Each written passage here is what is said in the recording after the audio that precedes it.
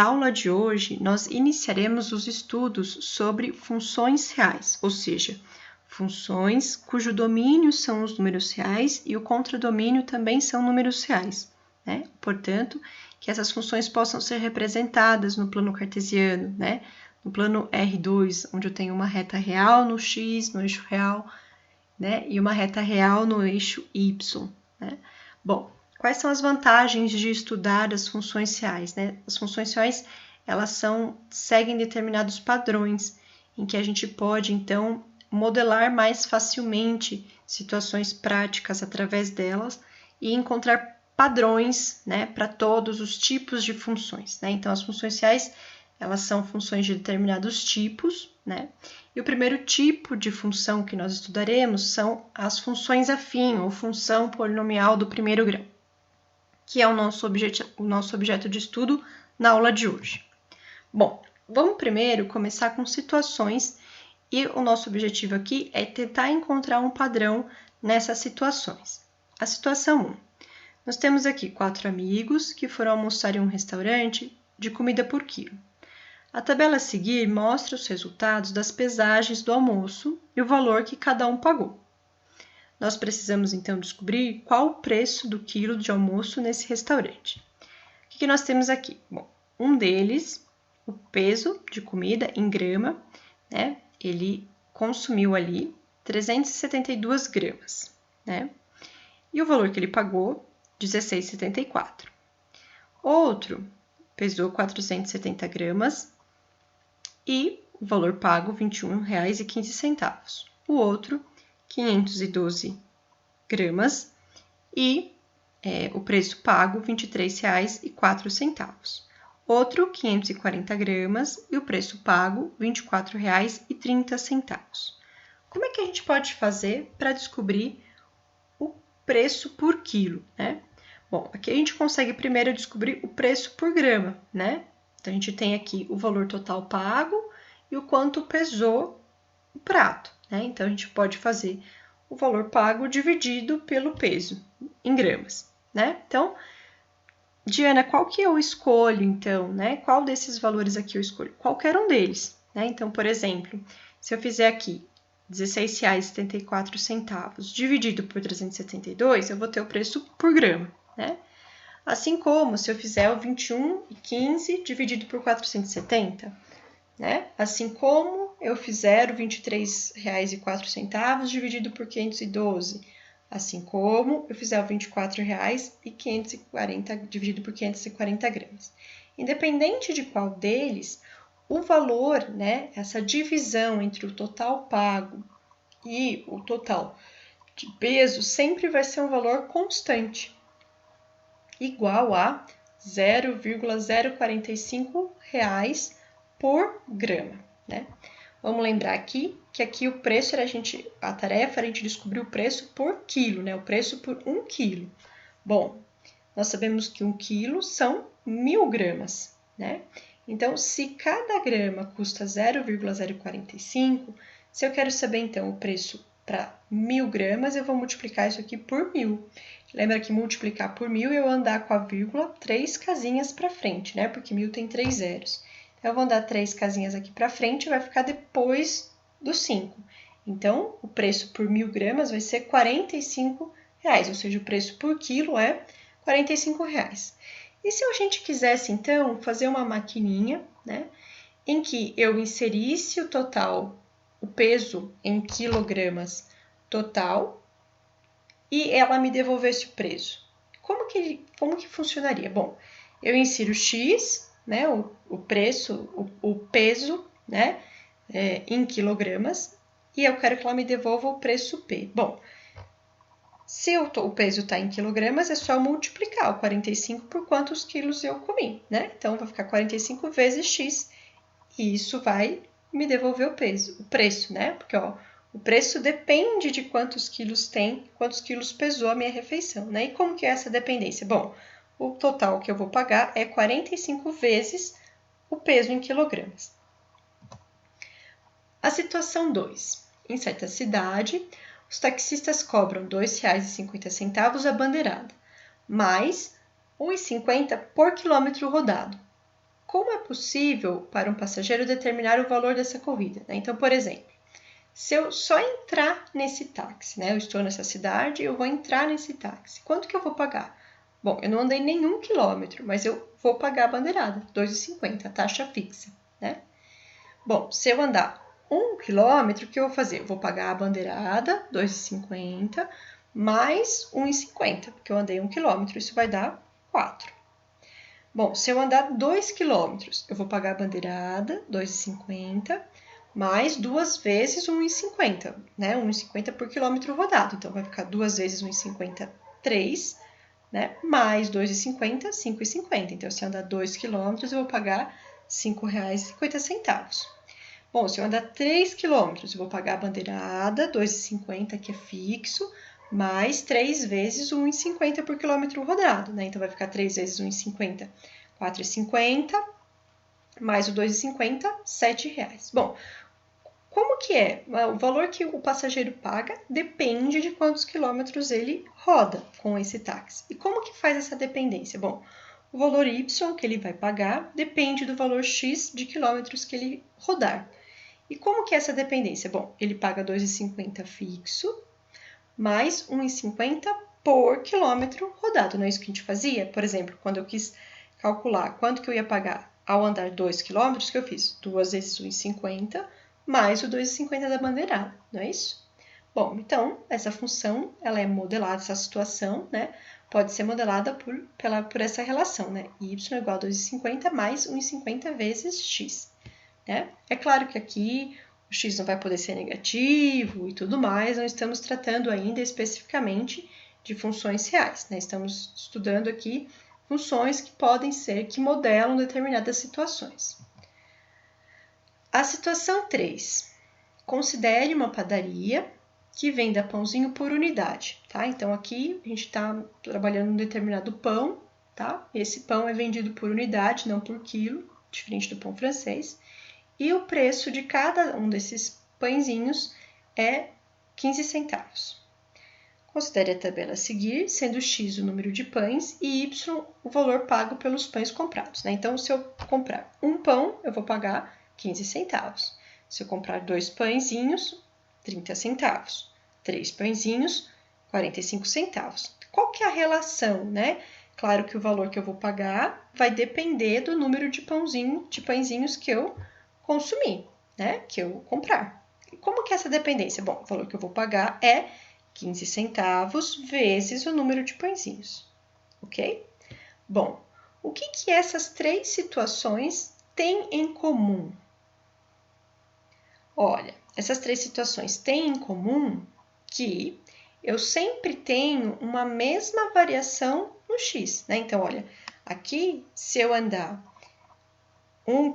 comprar um pãozinho, eu vou pagar 15 centavos. Se eu comprar 2 pãozinhos, eu vou pagar 15 centavos mais 15 centavos, né?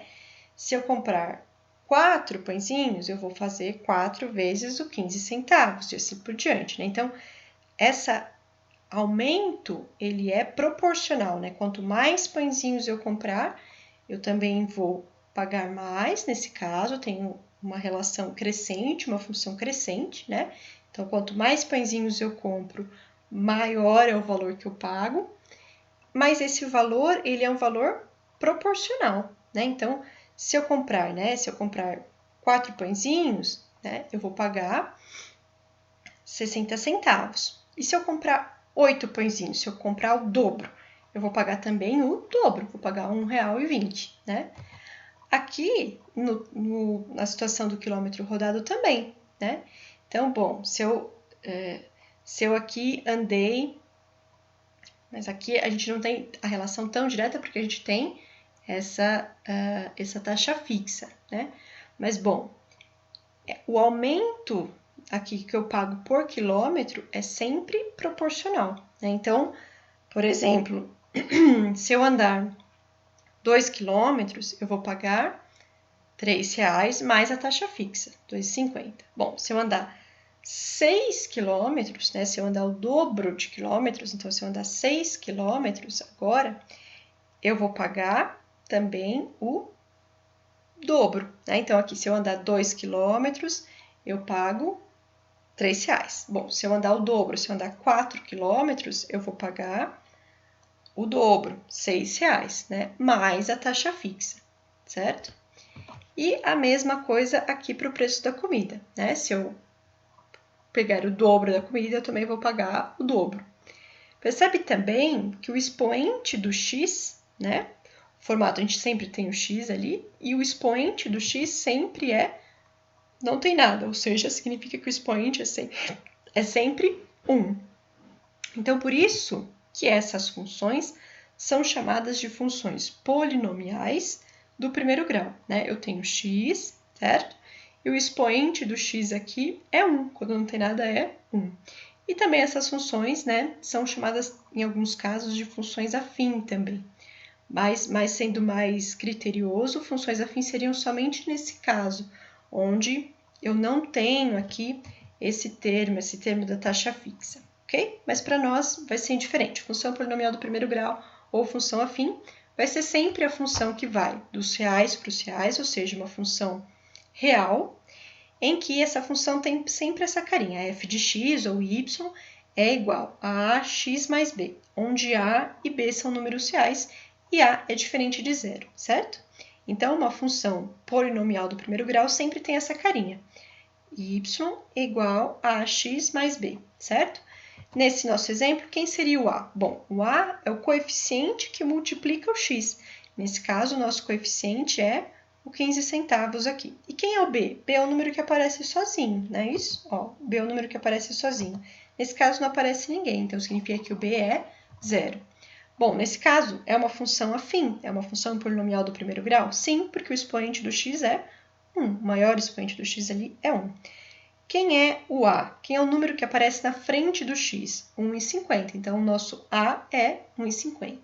E quem é o b? Bem, o b é o número que aparece sem o x, o número sozinho, 2,50, ok?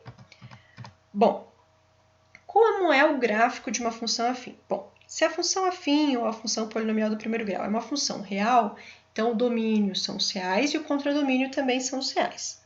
Se eu quero, então, representar essa função, eu posso representar ela por meio da lei de formação, mas se eu quero estudar a tendência dela, eu precisaria enxergar o comportamento geral dessa função. E eu não conseguiria ir anotando todos os pares ordenados, né? Todo o valor que eu inseri e essa maquininha me devolveu. Por quê?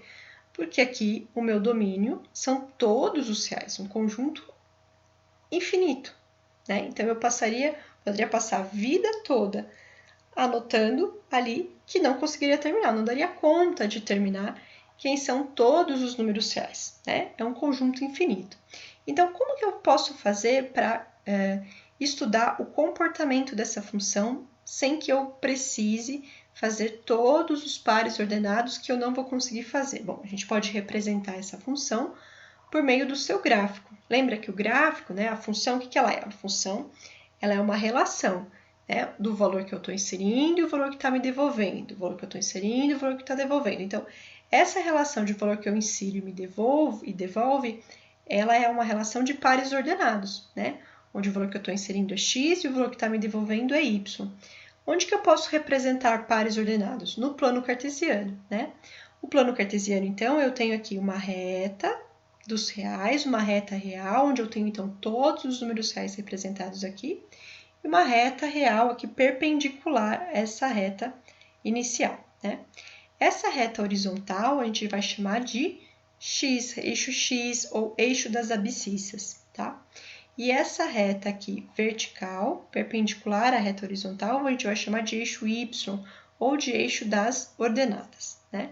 E aí, então, todo ponto desse plano cartesiano, né, onde essas duas retas se encontram, é a origem, é o ponto 0, 0, tá? E aí, então, onde essas duas retas, né, todo ponto que esteja nesse plano cartesiano, ele pode ser representado por um par ordenado, tá? Bom, nós queremos aqui estudar, então, o gráfico dessa função afim, que tem essa carinha, né? f de x igual a x mais b. Bom, se f de x é igual a x mais b, então, em particular, o f de 0 vai ser quanto? Bom, estou inserindo 0 nessa maquininha. O que ela vai fazer? Ela vai fazer o a vezes 0 e vai somar b. A vezes 0 vai ser sempre 0, independente de quem seja o a. E 0 mais b sempre vai ser b. Então, quando eu insiro 0, essa maquininha me devolve o B, certo? E aí, o par ordenado, então, vai ser 0 e B. 0 para x e B para y. Ou seja, esse ponto 0 e B sempre vai estar no eixo y, sempre vai estar no eixo das ordenadas. E por isso que nós chamamos o B de coeficiente linear, né? É onde a nossa linha, onde a nossa reta corta a reta do eixo y, certo? Bom, eu anotei aqui como sendo 0 e o f de 0. Esse ponto aqui é o ponto E. Bom, quem que vai ser o f de 1? Então, eu vou dar o passo aqui de uma unidade, né? Então, eu estou aqui, eu inseri o 0, né? Me devolveu o B. E agora eu vou inserir o 1, tá? Eu andei uma unidade aqui. Bom, quando eu insiro o 1, o que essa função vai me devolver? Ela vai fazer, no lugar do x, eu vou colocar 1. Então, vai ficar a vezes 1 mais b. A vezes 1, a mais b, a mais b. Então, quando eu insiro 1, ela vai me devolver o f de 1, que é a mais b, certo? Bom, e quando eu insiro x? Quando eu inserir um x qualquer, ele vai me devolver a vezes x mais b. Bom, qual que é o tamanho desse segmento? Bom, esse segmento, né, eu inseri o 0, inseri o 1, então esse segmento aqui, OA, mede 1. Quanto mede AB? Bom, o A é o ponto em que eu estou inserindo 1, e o B é o ponto que eu estou inserindo x. Então, vamos supor que aqui eu tivesse inserido 1 e o x eu tivesse inserido 4. Então, esse pedacinho mediria, tudo aqui é 4, esse pedacinho é 1. Então, esse pedaço aqui, AB, seria 4 menos 1, 3, né? Bom, se eu tivesse inserido aqui o 10, né? Se o x fosse 10, quanto que seria esse pedacinho? Bom, até aqui é 1 e até aqui tudo é 10. Esse pedaço aqui vai ser o 10 menos 1, certo? Bom, se tudo aqui, né? Se eu estou inserindo aqui no ponto B, eu estou inserindo x, né? E aqui eu tenho uma unidade, né? Porque no ponto A eu estou inserindo 1. Então, esse pedacinho AB vai ser o x, que é tudo, menos o 1, que é essa parte, né? Então, AB mede x menos 1. Vamos olhar agora no eixo das ordenadas, tá? Quanto que mede o EC? Bom, o E, lembra que o E é quanto essa função me devolve quando eu insiro o 0. Quando eu insiro o 0, me devolve B. Então, esse pedacinho aqui, daqui até aqui, mede B. E o C? Bom, o C é quando eu insiro 1. Quando eu insiro 1, essa função, essa maquininha, me devolve A mais B. Então, aqui vai ser A mais B, né? Então, do 0 até o C, mede A mais B. E do 0 até aqui, mede B. Então, significa que esse pedacinho é o A, né? Para dar B mais A. Então, esse pedacinho aqui, EC, vai ser A. E o pedaço CD? Bom, até aqui eu tenho A mais B. E o D vai ser quando eu insiro x. Quando eu insiro x, me devolve a x mais b. Então, esse pedaço aqui, eu vou fazer o tudo, ax mais b, menos essa parte que é a mais b. Então, vai ficar ax mais b menos a menos b. Ou seja, os b se cancelam e vai sobrar só ax menos a. Bom, quanto que vai ser eu fazer o EC dividido por o EC dividido por OA. Se eu fizer o EC, né, ou seja, essa parte dividido por essa, né, então eu tô pegando aqui este e dividido por esse. Vai dar quanto? Bom, EC é A, OA é 1. A dividido por 1 é A. E se eu fizer aqui o CD dividido por AB, né, ou seja, essa parte dividido por essa. Por que eu estou fazendo isso? Bom, quando a gente tem um triângulo retângulo, né, lembra? A gente tem um triângulo retângulo, como é esse caso aqui, né? Porque essa reta é paralela ao eixo X, essa reta é paralela ao eixo Y, assim como vale o mesmo para cá. Então, tenho triângulos retângulos. E aí, então, quando eu calculo, né, o cateto oposto dividido pelo cateto adjacente, estou calculando a tangente desse ângulo, né? Ou seja, a razão desse ângulo. Que, se for a mesma nesse caso, serão a mesma razão, ou seja, serão a mesma tangente, ou seja, os ângulos são o mesmo. Ou seja, esse segmento e esse segmento estão alinhados, eles seguem pelo mesmo ângulo, tá? E isso, de fato, acontece, né? Quando eu faço o cateto oposto EC dividido pelo cateto adjacente OA, que dá 1, e se eu fizer aqui o cateto oposto dc, que é ax menos a, ou seja, a que multiplica o x menos 1, perdão, aqui está errado, é x menos 1, dividido pelo AB, que é x menos 1, então vai se cancelar. X menos 1 dividido por x menos 1 vai dar o próprio A, né?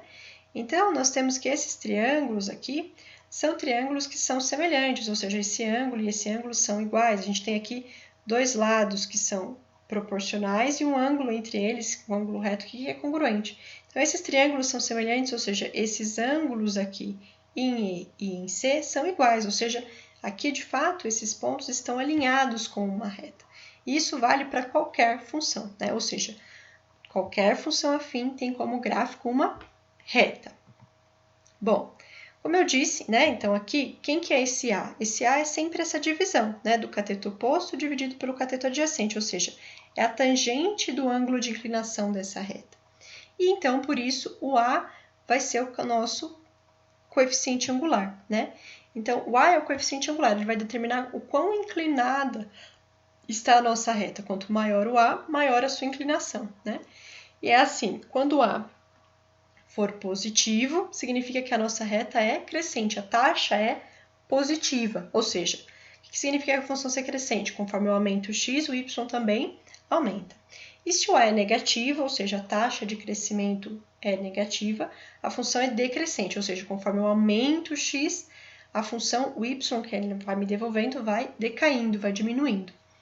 Bom, então, né, o A, ele é a tangente desse ângulo de inclinação da reta, que sempre se mantém constante, né? Então, eu posso, por exemplo, né, para descobrir qual é o A, eu posso considerar esse triângulo retângulo e fazer o cateto oposto dividido pelo cateto adjacente, né? O cateto oposto aqui, nesse caso, vai medir quanto? Bom, tudo é o y do B. Até essa parte é o y do A, né? Então, esse pedacinho vai ser o y do B menos o y do A. E esse pedaço, cateto adjacente? Bom, tudo é o x do B. E até essa parte é o x do A. Então, esse pedacinho mede x do B, que é tudo, menos essa parte, que é o x do A. Então, também a gente pode encontrar o A dessa forma. E o B, como eu disse, é o coeficiente linear. É onde essa reta, né, que representa o gráfico dessa função afim, corta o eixo y, o eixo das ordenadas. Bom, como é que eu faço, então, se eu tenho uma função afim e quero construir o seu gráfico? Como é que eu faço? Bom, se eu tenho uma função afim, né, então, por exemplo, aqui a função y igual a 3x menos 1. Eu sei que é uma função afim, que é uma função polinomial do primeiro grau, porque o expoente do x, o maior expoente do x que aparece aqui, é 1. Então, é uma função do primeiro grau. Essa função do primeiro grau, eu já sei que o gráfico é uma reta. E gráficos que são retas, eu preciso de quantos pontos para desenhar uma reta? 2. Então, eu preciso encontrar 2 pontos. E como que eu faço para encontrar esses 2 pontos? Atribuindo valores para o x. Por quê? Bom, essa relação não é que o y depende do x? Então, se o y depende do x, quem domina essa relação é o x. Então, eu vou atribuir valores para quem? Para o x, né? E eu vou escolher qualquer valor que esteja no domínio. Essa é uma função real, eu posso escolher qualquer número real. Vou escolher números fáceis para que eu coloque. Eu vou colocar o 1 e o 2. Bom, se eu colocar o 1, eu preciso saber o que essa função me devolve, né? Se eu colocar o 1, o que a função vai fazer? Vai fazer 3 vezes 1 menos 1. 3 vezes 1, 3 menos 1, 2. Então, quando eu insiro 1, a função me devolve 2. Então, eu tenho par ordenado 1 e 2, tá? Cuidado, porque tem muita gente que, na hora de representar, põe um ponto no 1 e um ponto no 2. Não tenho 2 pontos, né? O ponto, né, um par ordenado, todo ponto que está aqui no plano cartesiano é representado sempre pela junção de 2 números, né? Nesse caso, o 1 e o 2, né? Como se fosse aquele jogo da batalha naval. Eu vou escolher um número e uma letra, né? Lembra? Então, aqui eu tenho o número 1 e o número 2. Então, na junção desses dois é que vai estar o ponto. Bom, e se eu inserir o 2, essa função vai fazer o quê? Vai fazer 3 vezes 2 menos 1. 3 vezes 2, 6, menos 1, 5. Então, quando eu insiro 2, a função me devolve o número 5. Então, eu vou ter o par ordenado 2 e 5. Bom, tenho 2 pontos, posso desenhar uma reta. E aí, a reta está desenhada aqui. Bom, essa reta é uma reta crescente, né? Olha, conforme eu estou aumentando o x, né? Então, eu aumentei o x aqui de 1 foi para 2, o y também aumentou, né? De 2 foi para 5. Então, essa é uma função crescente. Faz sentido?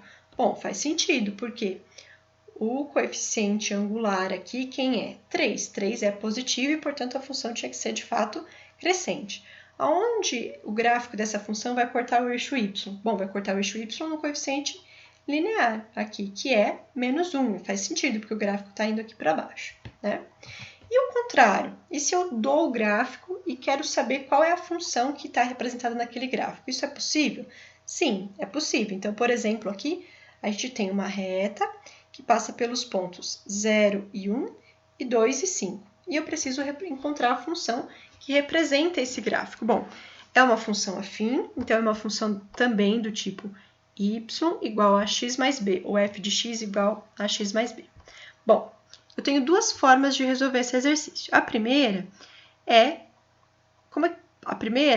eu considerando esses pontos. Bom, as duas, né, vão considerar esses pontos. E para as duas, qual que é o objetivo? Eu vou resolver de duas maneiras diferentes, ok? O que é eu encontrar quem é a função que representa esse gráfico? Bom, o x e o y vão ficar em aberto, né? Determinar quem é essa função é determinar quem é o a e quem é o b, tá? O x e o y vão ficar em aberto, porque eu preciso ter uma relação de dependência, senão não é uma função, né? Bom, o que eu sei? Eu sei que essa função passa pelo ponto 0 e 1 e 2 e 5. Então, significa que se passa pelo 0 e 1, significa que se eu colocar o 0 nessa função, essa função me devolve 1. Então, é isso que eu vou fazer. Bom, se eu inserir o 0 nessa função, o que ela vai fazer? A vezes 0 mais b. E quanto que vai me devolver no y? 1, né? Então, como a vezes 0 é 0 e 0 mais b é b, então significa que o b é 1. Bom, eu achei o B, mas falta eu achar o A. Como é que eu faço para achar o A? Vou pegar o outro ponto. Quem que é o outro ponto? Bom, quando eu insiro 2, me devolve 5. Então, se eu inserir o 2 nessa função, se eu inserir o 2, ela vai fazer A vezes 2 mais B. E essa conta vai ter que dar 5, né? Então, 5 vai ser igual a A vezes 2 é 2A mais B. Como eu já sei que o B é 1, então, no lugar do B, eu vou colocar 1. Então, 5 vai ser igual a 2 vezes A mais 1. Mais 1 vai para o outro lado menos 1, então vai ficar 5 menos 1, 4. Então, 4 é igual a 2A. E o 2 que está multiplicando vai para o outro lado dividindo. 4 dividido por 2, 2. Então, significa que o A é 2. E, portanto, a nossa função qual é? Y igual ao A, que é 2, vezes x mais 1. Como é que eu faço a prova real disso? Atribui um dos valores. Por exemplo, o 2 e o 5. Se eu colocar o 2, 2 vezes 2, 4, mais 1, 5. Está devolvendo 5, está funcionando, né? Muito bem. Qual a outra maneira? Bom, a outra maneira a gente lembrar dos coeficientes, né? Bom, o B, quem que é o B? O B é o coeficiente linear, é onde essa reta corta o eixo Y. Onde que essa reta está cortando o eixo Y? Está cortando aqui no 1, então significa que o B é 1, vou colocar o 1 no lugar do B. E quem é o A? Bom, para eu descobrir o A ele é a tangente do ângulo de inclinação. Então, se eu desenhar aqui um triângulo retângulo, né? Bom, o valor do A vai ser a tangente desse ângulo. Então, o cateto oposto, quanto que mede aqui? Bom, aqui, né, vai ser tudo, né? Tudo aqui mede 5 e até aqui mede 1. Então, essa partezinha vai medir 5 menos o 1, ou seja, 4. E o cateto adjacente? Bom, o cateto adjacente é esse pedacinho aqui que mede 2. Então, o cateto oposto sobre o cateto adjacente vai ficar 4 dividido por 2, que é 2. Então, significa que o A é 2. Portanto, a nossa função não é y igual a x mais b? Então, vai ficar y igual ao A, que é 2 vezes x, mais o b, que é 1. Então, essa função y igual a 2x mais 1. Assim como a gente tinha concluído aqui antes.